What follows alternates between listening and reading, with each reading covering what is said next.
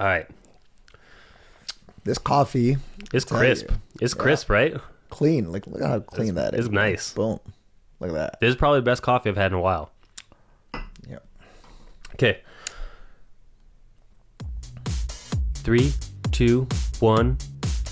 Welcome back to another episode of Beyond Movement. You interrupt me again. I was going to say Beyond Movement. Oh. Okay. I'm fired. See, I stole your clap. Wow. How you like that? Like it. Okay, we're during 36 questions. 36 questions. I think we had a good feedback on this one. But yeah, let's keep going. Let's keep rolling. 36 questions, part 2. Well, just in case it's your first time listening, 36 questions is Oh my what again? God. Well, Why you make me do all the work? Okay, just go back to the other episode where the... Oh, that's Eljay's way of putting this. You just go back. Yeah. 36 questions. So I found these 36 questions from some YouTubers, actually. There were a couple. It's labeled as 36 questions to fall in love with somebody, but I think it's 36 questions just to get to know somebody better. Yeah. So I can honestly get to know you better. You can get to know me better. And anybody who wants to know us better, you'll learn some stuff about us. And if you don't want to know us better, then just stop the podcast right here. Go to the next episode. Yeah. Yeah. Indeed. Yeah. All right. Okay, so... Are you flexing? Last question that we left off on was the weird one. I didn't even like this question. It was like, if you were at age 90 years old, do you want a mind or body of a 30-year-old? It just leaves too much gray area. Yeah. And for me, I just get way too negative, being like, well, if you've got the body of a 30-year-old, but your mind is 90, you got Alzheimer's, you don't know who you are, you got dementia. Or you have all the wisdom, all the knowledge. See, no. And then you have the 30-year-old body. You can still do all of them. You're just forgetting where you are all the time. That's it. That's it. Well, as long as you have Google Maps, bro, you're good to go, man. So, call okay, so new question. Do you have a secret hunch about how you will die? I think I do. Do you? Actually? So, again, for clarity for anyone who's watching or new, I've answered most of these questions. Diane and I haven't finished this yet. Yeah. But I've answered a lot of these questions with Diane already. So my answers are kind of preloaded. I'm going to tell AJ not to listen to this. Yeah, my answers are kind of preloaded in my head, but yours are all like... It's right now. So tell you honestly, with Diane, do I have a secret hunch about how I'll die? The answer was straight up and just no. There was nothing interesting about it. I was just like, not really. I've never thought about it. Really? I can tell you on how, I can't even tell you how I would want to die. I just don't think about it. Actually, I think I can answer both of that. I can. For me, I'll tell you, if I went to see that movie, The Joker, it's a very well done movie. I've never seen it. It's very well done, but holy shit, it's depressing. When I don't like listening to sad music. I don't like watching sad movies. I don't like immersing myself in anything that's going to be sad or elicit negative emotions because, man, I'm just too malleable or too spongy. I watch a sad movie. When I watched The Joker in the theater, I was driving home like, holy shit. Oh man, it just took me down so much. I was like, that was a good movie, but I don't want to watch that shit again. It was just sad. I get you. So sad. So for me, I don't like thinking about my death. Even if I do think about it, it's normally in the light of oh, well, what's Eljay going to do if I die? What's Diane going to do when I die? So many thoughts. What's Denza going to do if I die? Never ending. And then it goes down this path that is nowhere positive. So I just don't think about it. Yeah. The floor is yours. I don't know. I'm a bit of a crazy driver. I think. I know. I've always. I don't know. It's just in my head. I feel like it's going to be a car crash. That sucks. See, I don't even want to talk about this no more. Okay, fine. I'm getting sad. Thanks for listening. Okay, so that's your hunch. You think it's going to be a car crash, but you also said you know how you want to go. Well, if I am, let's say, if a doctor tells me you got about 24 hours to live,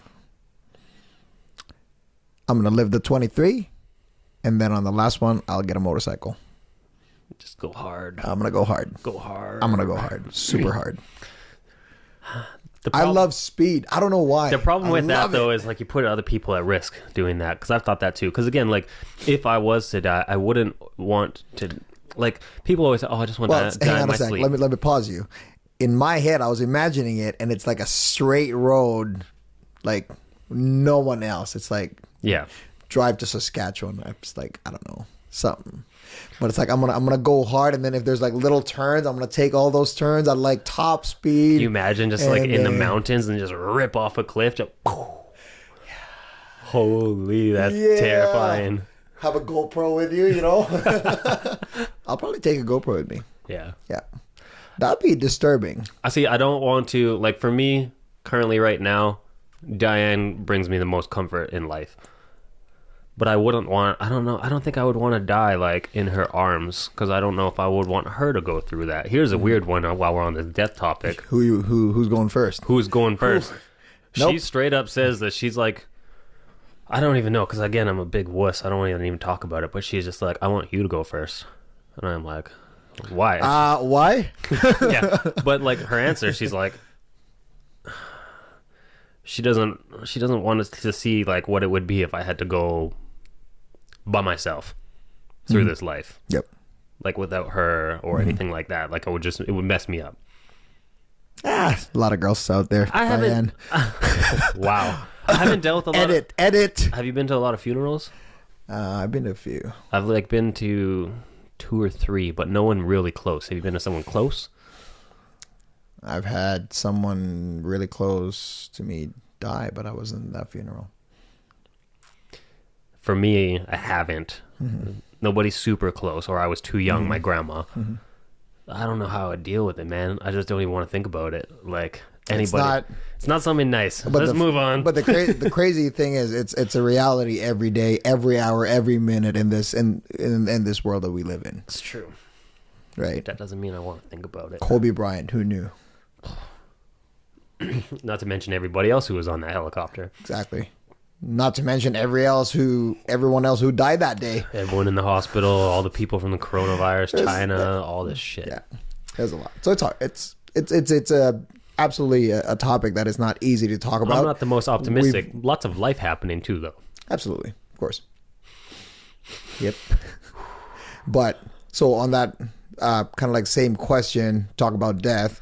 It was actually weird. I'm not sure if you have. And you don't have to answer it.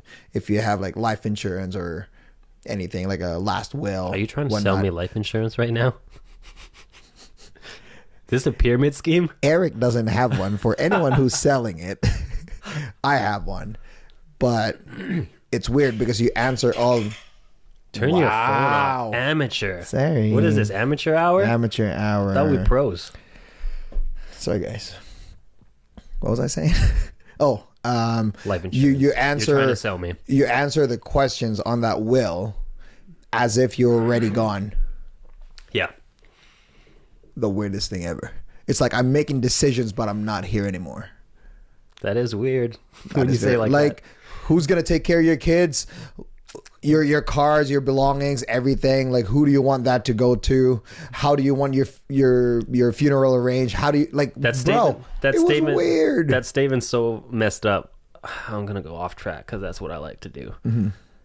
The statement of you're making decisions even though you're not here anymore. In these, I'm really digging like Viking shows right now. The Vikings, when they like come across like the people of like England and shit like that. They're like, they see all these papers with all these words on it, and they're like, this is magic. This is words without sound. Wow. Because Vikings, like, they never thought about, like, actually, like, that's what that is. It's like words without sound. You're making decisions and you're not here. So to answer your question, I reviewed life insurance and stuff with my dad, and the only thing right now, we decided not to do anything yet, so I haven't gone down that path. Sure. That's it. Just again, it was clear to me that path was something that I would go down the road if I had kids. As soon as I have kids, I'll probably turn that piece of life on. But right now, if I was to die today, Diane or my dad, someone gets my house or that money invested in my house, all my stuff, it'll go to between them. And I think Diane. And that's exactly what that thing's for. Is for you to make it easy for the people that you leave behind. To like not will like is different than life insurance. Like but like a lot the life insurance money, say for example, will go to this person, but like your will, like who does your computer go to? Who do you want it to? Like, do you want your history wiped off? I was kidding. Yeah. Right. Like, but just every other decision that they would start to think like it's weird. Like if Diane and your dad will say like, well, what would Eric want? Like who would like does That's he? Weird. without clarity. Exactly. So you make it like by having that, and it's not that expensive. By having that, you know, if it ever happens, knock on wood, if it ever happens, It's clear. everyone you'll be leaving behind will have not really an easier time that you're gone, but just making decisions on behalf of you because you already wrote it down. Yeah, so it's clear. Okay, let's move on to the question. I'm tired of this shit. Okay, this is a weird one. We have to decide. Name 3 things that you and your partner appear to have in common. You want to do this, me and you, or you want to do you and your wife, me and Diane? I feel like it should be me and you because it's me and you talking. Yeah, me and you. Okay, so name 3 things that we have in common. Passion for fitness, love for helping people, and love for coffee and podcasting. And okay, just take it all. Just take it all.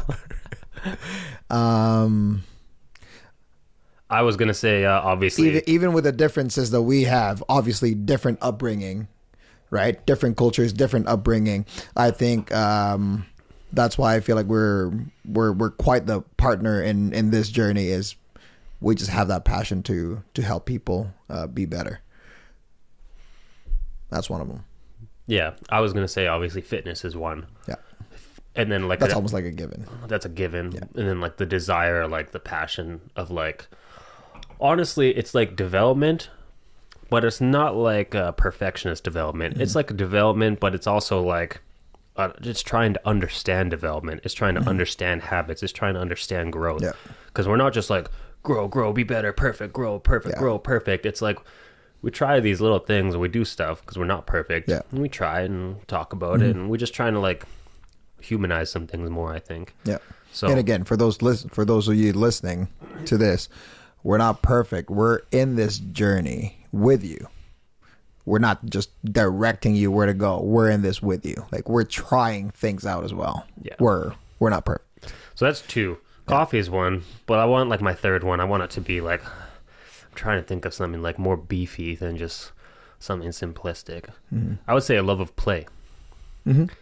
Being like you're very playful with the kids, and I don't think I've reached that level of playfulness with your kids yet. Yeah, just because I haven't spent enough quality long-term time with them. But I love playing with kids. I love being like, I would love, say we live closer together.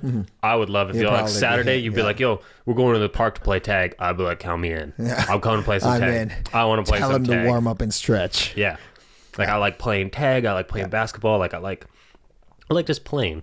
I get you. Like you see me like being in the gym, one of the few people somersaulting, cartwheeling, and jumping around and playing. People think it's showing off, but it's just playfulness, and you have that playfulness too. I've seen you do it with kids and stuff like that. So I love playing with kids. Just being playful, not taking life super seriously. Yeah. And that's something I appreciate about you, because I do sometimes I'm like hypercritical, and I do try to establish like a high level of things. So when I see your playfulness, it kind of just it's a reality check for me to like just cool out a little bit, just be playful. It's all right. Yeah, so doesn't need to be perfect and professional all the time. Yeah. And I'm definitely not, because I'm definitely a brat, like on the gym floor, and I'm playful and I harass people. But more when I'm looking in myself, I'm being very critical and perfectionist. And I'll watch you, and then it'll kind of remind me, cool out. Cool. Next, that was 2 questions down. For what in your life do you feel most grateful for? That's a tough one. I would say it's a huge question. It is. I would say, I guess just my my upbringing. I think I'm grateful, and again, that wasn't my choice. So I'm grateful for it because my mom's my mom, my dad's my dad, my grandpa's my grandpa. I think like all the experiences that I had growing up is kind of like, I don't know. I think it became me, and then I feel good about me because I feel like, and I'm not putting myself up here, obviously, but I feel like I'm a very caring, loving, giving person, and it's because the people who raised me was the same way. So grateful for those people who raised me. It's a tough one. So for me, right off the bat, I thought grateful when I answered this with Diane, I thought about what brought me the most immediate happiness. I'm like, what brings me the most immediate happiness? That's the thing I'm most grateful for, because it gives me the most happiness. So when I answered it with Diane, the answer was straight up her. And her answer wasn't me, which is fine. But she just like, I'm like, what gives me the most happiness right now? It's like being close to her. If she's around me, I'm happy. That's like my most grateful. Reflecting now, though, it might sound cheesy, but I've had more time to reflect. It's almost like just like the opportunity to experience everything I've experienced, good and bad. Obviously, you don't appreciate the bad shit when it's happening to you, but once it's done, that's the... You grow from it. That's the contrast. You can't have happiness without going through some shit. Like, because if everything's always happy, it's like if everything's special, then nothing is. So, like when I'm sick, and I'm sick right now, and we just finished one recording, I was like, went to the bathroom, and I was like, man, I want to work out so bad right now. I was feeling motivated after our talk. I was like, man, I want to work out. Maybe I should just try a little bit. And then I felt like sweat still, and I felt like my body's still weak, and my mind's in it, my body's not. But like being sick right now, when I do feel like I'm ready to work out again, I'm going to like appreciate that ability to move again even more, because I haven't moved for a while. My life has almost felt like it's been in stages of like childhood, elementary, junior high, high school, after high school. Then it's in stages of friendships and girlfriends and cliques. Like there's all these different stages. It's too much to tell you everything. Of course. But I appreciate all of those stages, and it almost seems like a dream, some of them. Because I can't give you good details on some of the shit that I've done in my life. If I told you about my ex-girlfriend who I dated for 6 years, it's very foggy.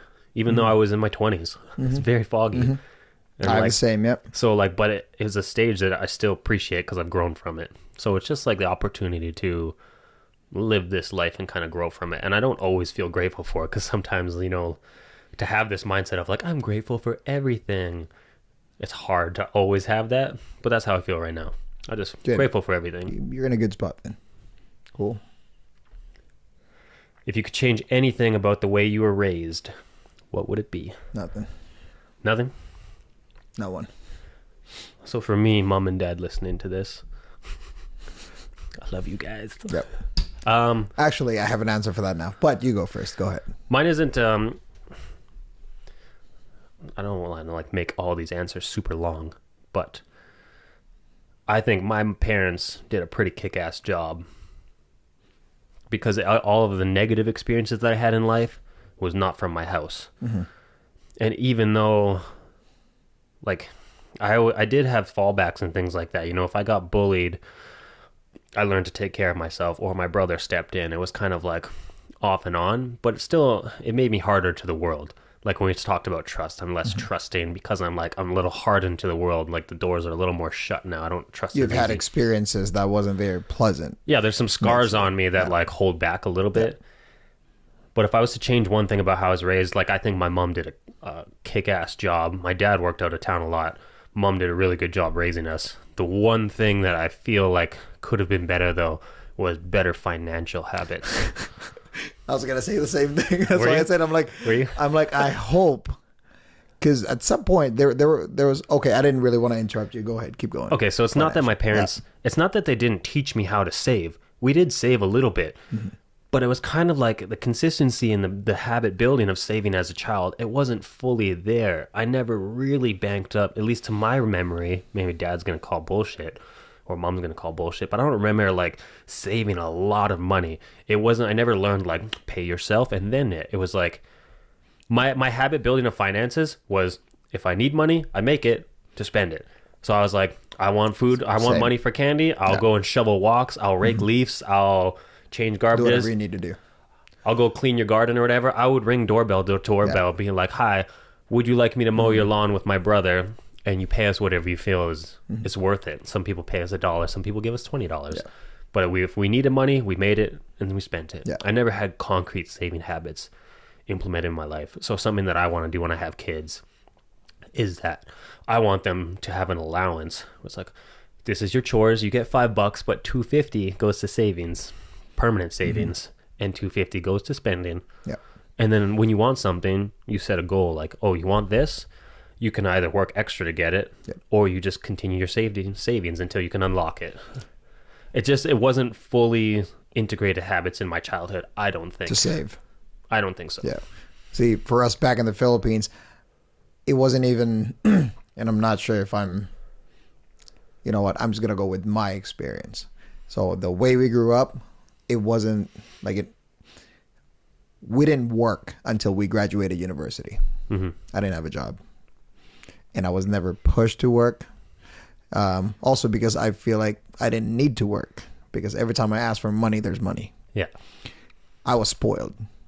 And then I think that I feel like I still appreciate that my mom or my dad worked hard for this money. That's why I have this car. That's why I have this bike. That's why I have all the money that I have now that I can spend with my friends and hang out with a girlfriend or do whatever, you know. But it's like, I feel like I still appreciate it, but not to that extent that it almost never occurred that it could run out. Yeah, that's a fair guesstimate, right? As a child, like as a kid, especially. Right? Well, I was already in even high school, university. Like when you were when you were like 12, 13, 14, even as a younger kid, did you just feel like your parents kind of had all the answers? Well, yeah, I thought my parents had all the answers. I still think they do. I don't anymore, but frick, I used to think so. I used to think my parents had all the answers and they had adulthood figured the fuck out. Now, not so much. I see it, but man, yeah. So understanding in my from my perception, I'm like, if I still need someone to talk to, like outside of, like, let's say yourself, AJ, right? It's still my mom and my dad. Yeah. So yeah, there's that closeness.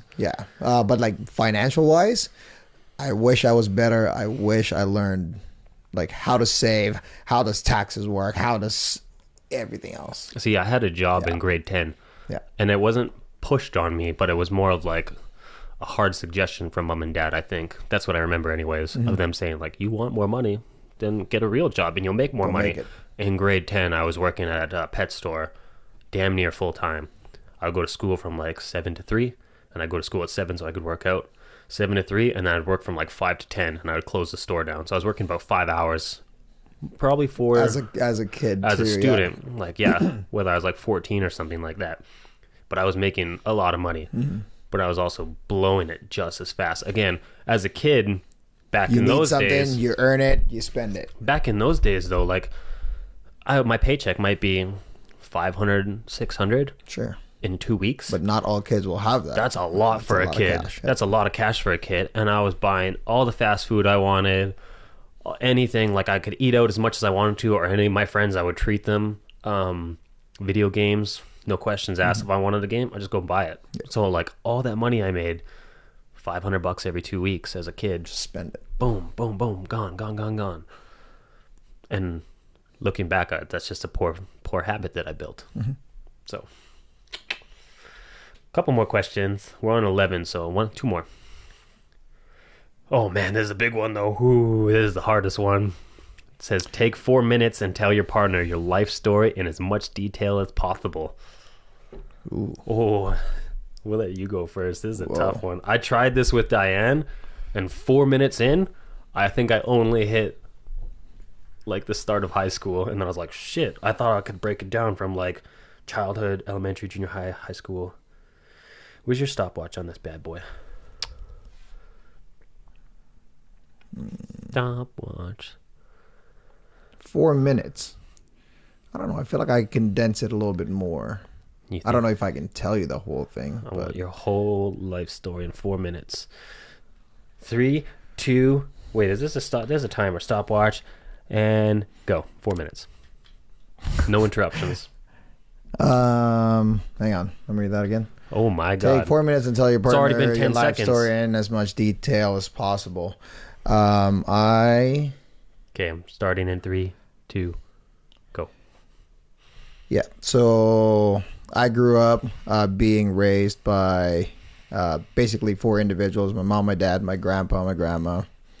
So all of them had a lot of influence in me in making decisions or making just doing whatever.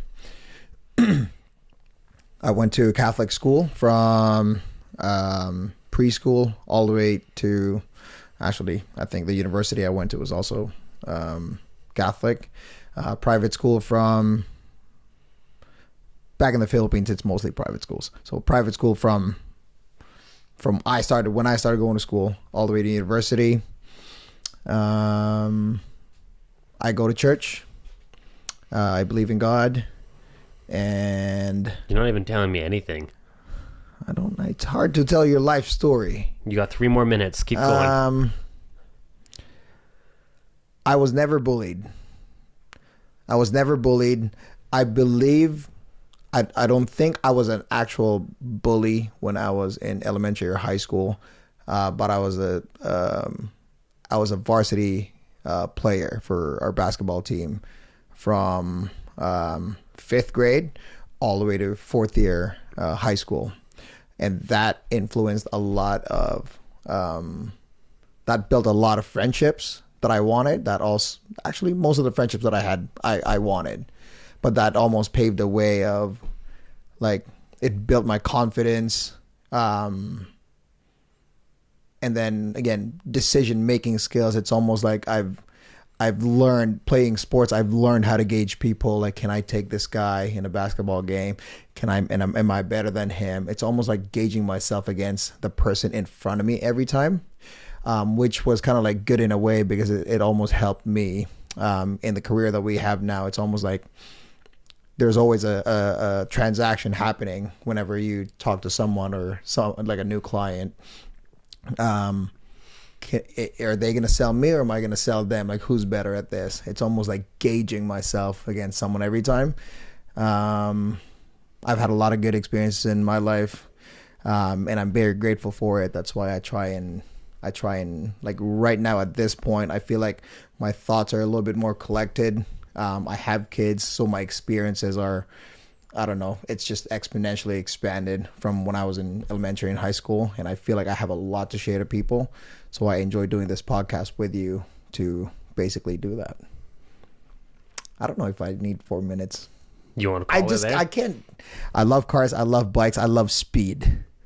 And I love lifting weights. Yep. I think that's it. I don't know. There's not a whole lot special, but okay.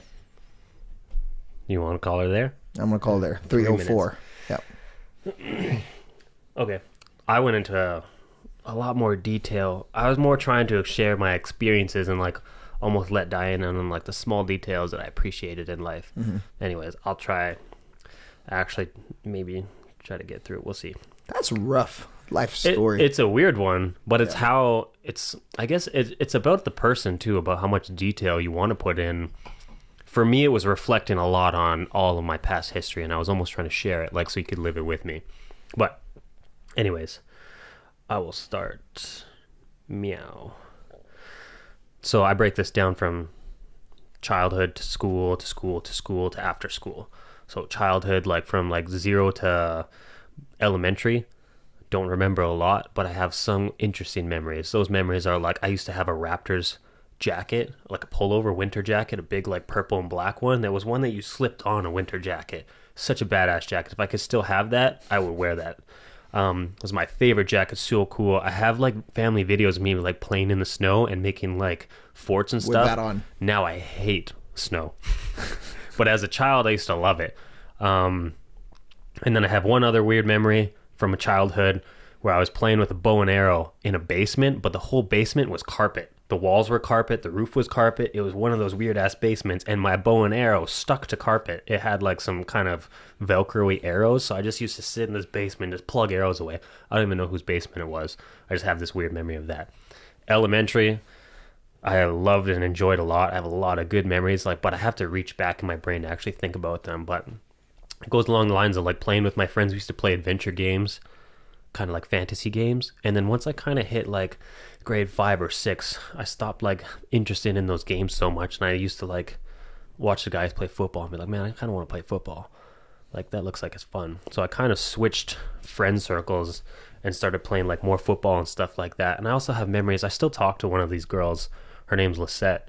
We used to play like boys chase girls and stuff like that, and she remembers those days too, where it's just like kids would just go out on recess and be like, today's boys chase girls day, and then we just chase girls for no real reason, or girls chase boys. And I remember some of those girls were fast. Lisette was one of them.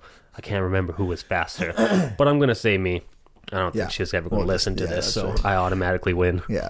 Well, we can do a retest. If she doesn't reaches out, oh man, we can do a retest. I'll just challenge her on Instagram. There you go. Race day. Race day. Okay. Anyways, we're 2 minutes in already. See what I mean? Now I'm just trying to tell you cool experiences that I enjoyed. Cool.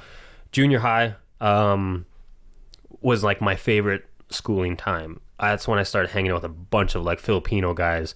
What happened? I totally changed friend circles again. As I came into the lunchroom, and there was like a retreat or something. What are those when kids all leave to go to the science fair or some shit like that? And my parents didn't sign the paper. I forgot to get them to sign it. So I walked into the lunchroom all by myself. All my friends were gone on some retreat. And I was like, shit, this sucks. And I recognized one guy from one of my classes where I'm like, well, I'm going to go and try to sit down with him. So I'm not sitting by myself. Went and sit down with him, and he started giving me a hard time. Very playful, right? Kind of like you. Very playful. He's like, yo, bro, you can't sit with us. Like, what do you mean? I'm like, what do you mean? He's like, look at your skin color, man. Yeah, like, this is this crew. And I was like, oh, like, and we're being playful. Yeah. And then I kind of got integrated into that clique. And then junior high was like my favorite. Now I only have 1 minute. Quick. Yeah. I hated high school. That's when I got a little bit more bullied, got a little more cold and sour to the world. I skipped as much high school as I could. I passed all my courses.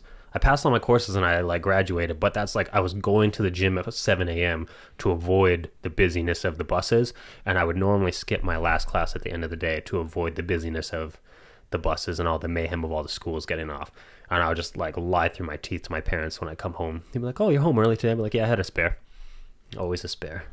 And they're not stupid. They knew what was going on sometimes, and I had to meet with the principal, and he's like, you're skipping your classes. What's going on? You're going to get expelled. And I'm like, but I'm passing them, so who cares? He's like, well, you're passing them, but you could do better. Don't you want to do better? I'm like, no, not really. 10 seconds. 10 seconds, and I got old, and fuck, we do a podcast now. And I love it, and I enjoy it.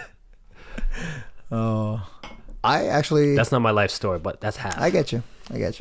I loved... I enjoyed it all. Your life story? Yeah. My wife actually is a little jealous of that. But elementary, high school, university, like all of them have so much highlights. And it's like those were days where you wake up. I still do. Like you wake up and you're just excited to go to school. I was just excited. No, I definitely enjoyed summers more. Summers were the highlight of hanging out with Denza quite a lot. Like every summer was like Denza. Because me and Denza went to different schools. Denza is my best friend of 25 years.